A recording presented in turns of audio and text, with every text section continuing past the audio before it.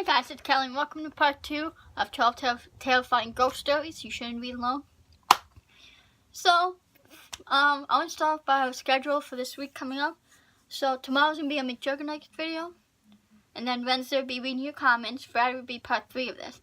Now I was thinking, do 3 stories per video. You know, depending on how long they are. So today, this next one's a bit long. Not super long, but you know. So yeah. Smack that like button and subscribe. Let's get on with it. You know, 3 because there's 12, so make 4 videos, be 4 parts. See, okay, so the following is the first one starting off with today.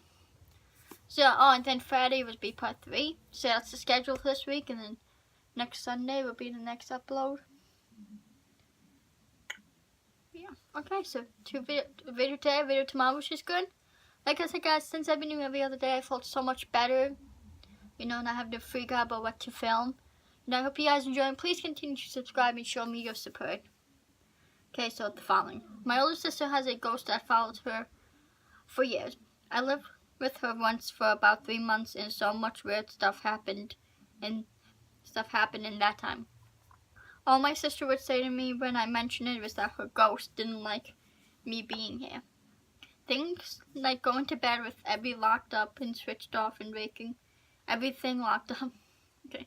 And waking up in the morning with the back door open, lights on, and the kettle switched on. One night, my sister and I were getting ready to go out, and I asked to borrow her liquid foundation. I used it and put it back where she kept her makeup. 10 minutes later, she asked me for it, and for some reason, she accused me of taking it and made me buy her new one and refused to listen to my side of the story. But a year or so later, when she was packing to move to a new house, she found the makeup in a shoebox with some old letters. The shoebox was in a zipped up suitcase that was underneath her bed. But probably the most scared I ever felt one afternoon when I was alone in the house, which never happened as for other people lived there. I arrived home from work and headed straight to the bathroom. All the doors / windows, etc. were closed. I was standing in the bathroom and started squeezing a pimple on my chin when a female voice in the hall said, "Stop picking your zits."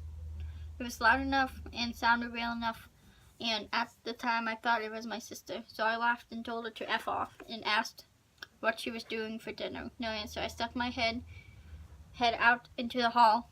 No one there. I searched the house top to bottom, and there was no one home. I sat out on the front porch until someone else got home because I didn't want to be in there alone. Okay. This next one's super long, so. Okay, Andy96 is typing. Now, this is a fairly popular one. I've seen a few different YouTubers have done before. It's like a text. Oh my god.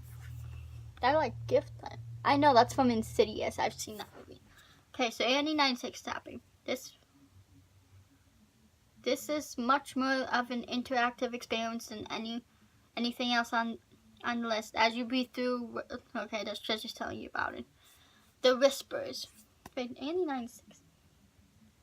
To click enter to make each message. Oh, it's a text story, so yeah.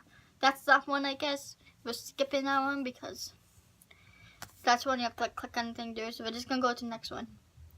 Basically, who didn't? I believe Haley Reese did it. I know Reaction Time did it, I believe. Lori Lane, I think, might have done. I'm pretty sure done that, so yeah. If you want to hear that story, go check out them. They did it. The Whispers. This is the one that's relatively long. This is a story I do not tell often. I promise sincerely that this has scared me for life. And although I have looked into psychological explanations for what I heard and natural explanations for what occurred, they remain unsatisfactory. When I was a child, I was scared of the dark. I swore to my mother I heard voices in it. They were not evil, but they were not familiar, so they scared me. It was not uncommon in the middle of the night for me to wake up and hear whispers. As I recalled them when asking my mom, she figured they were just bumps in the night. The typical kid's nightmare material. I tried often to explain to her that it was more than that. They sounded different from one another, the way people's voices do. And some nights I would get so scared from these whispers that I would sleep in my mom's bed with her. It was added bonus that the bathroom was directly outside her bedroom door. For my late night, oh, my back hurts. I don't know why. Anyways, I should add at this point when I was walking out into the hall to go to the bathroom, you looked directly down the stairs that would lead you into the living room on the first floor, as my mom's bedroom was on the second floor. On one such night around Christmas, I awoke and felt the need to relieve myself. I walked out the door and distinctly heard the phrase, "Look." And to my astonishment, a red light, almost like a spotlight, was cast upon the wall at the very bottom of the stairs. The light had no other source. It was all by itself, and I was transfixed in it. That sounded kind of evil, like, because when you think of red, you think of maybe like hell, because hell would be red, because it would have fire and stuff, so it would have a red glow, I feel like, to it, so, I don't know. Being a little kid, and it was only a few days from Christmas, I knew what that light was. It was Santa. How else could he get into my house to know I was being a good boy? I was so excited, I began walking down the stairs to greet him.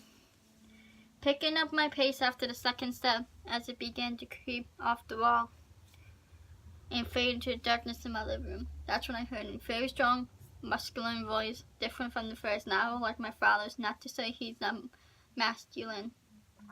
It was distinctly different. It said, "Stop right now.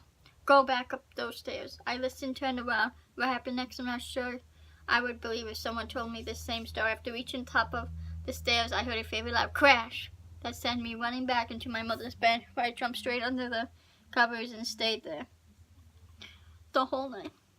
When we awoke next morning, the porcelain lights, there were Christmas flower lights that glowed red. My mother had put on the railing downstairs were pulled straight down to the bottom of the stairs.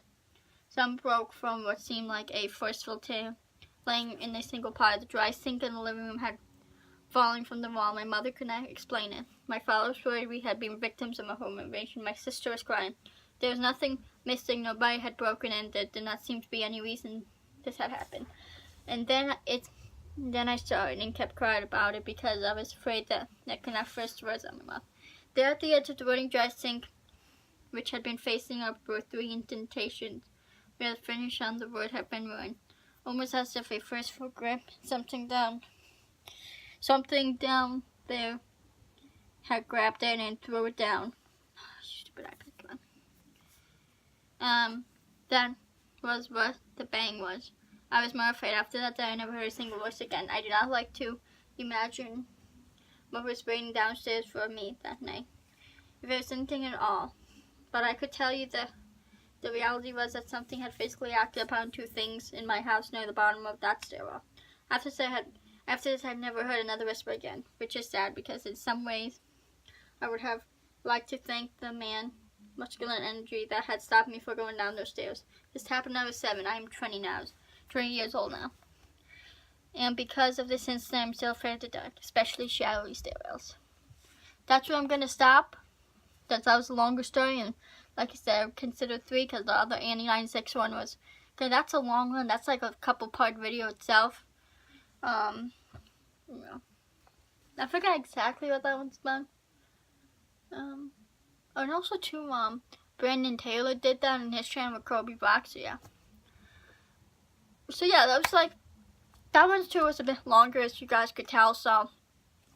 And I was thinking too, guys, wanted to run this by you. What do you think if I did music covers, like sing songs on my channel, you know, just on their own without any music? I mean, I'm not the best singer, but I think I'm kind of decent. So if you guys want to hear me do like song parodies, let me know in the comments below, because I would really like to. And so, okay, guys, so thanks for watching. Let me know what you think about me doing song parodies. Subscribe to both channels. Sign my YouTube petition and follow me on all my social medias in the comments below, in the description below. Sorry, and I'll see you guys in the next video. Peace.